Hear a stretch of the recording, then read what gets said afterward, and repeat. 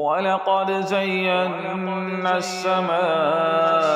الدنيا بمصابيح وجعلناها رجوما للشياطين وأعتدنا لهم عذاب السعير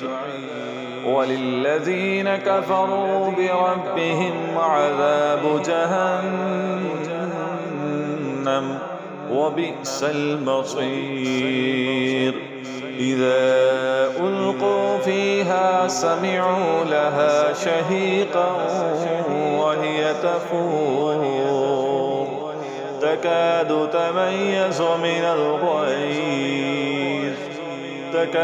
تميز من الغيظ كلما ألقي فيها فوج